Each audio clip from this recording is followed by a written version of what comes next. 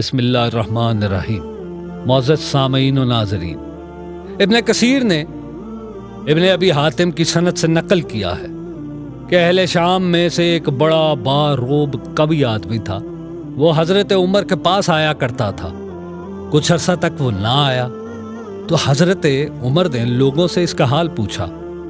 لوگوں نے کہا کہ امیر المومنین اس کا حال نہ پوچھئے، وہ تو شراب میں مست رہنے لگا ہے۔ حضرت عمر نے اپنے منشی کو بلایا اور کہا، یہ خط لکھو۔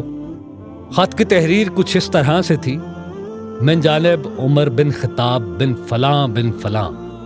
سلام کے بعد لکھوایا، اس کے بعد میں تمہارے لیے اس اللہ کی حمد پیش کرتا ہوں جس کے سوا کوئی معبود نہیں، گناہوں کو معاف کرنے والا، توبہ قبول کرنے والا، سخت عذاب والا، بڑی قدرت والا ہے۔ اس کے سوا کوئی معبود نہیں، اسی کی طرف لوٹ کر جانا ہے۔ پھر حاضرین مجلس سے کہا کہ سب مل کر اس کے لیے دعا کرو کہ اللہ تعالیٰ اس کے قلب کو پھیر دے اور اس کی توبہ قبول فرمائے۔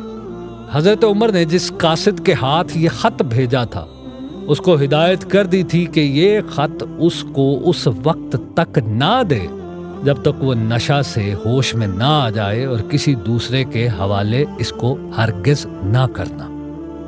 جب اس کے پاس حضرت عمر کا یہ خط پہنچا اور اس نے پڑھا تو بار بار ان کلمات کو پڑھتا اور غور کرتا رہا کہ اس خط میں مجھے سزا سے ڈرایا بھی گیا ہے اور معاف کرنے کا وعدہ بھی کیا ہے۔ پھر رونے لگا اور شراب نوشی سے باز آ گیا اور ایسی توبہ کی کہ پھر اس کے پاس بھی نہیں گیا۔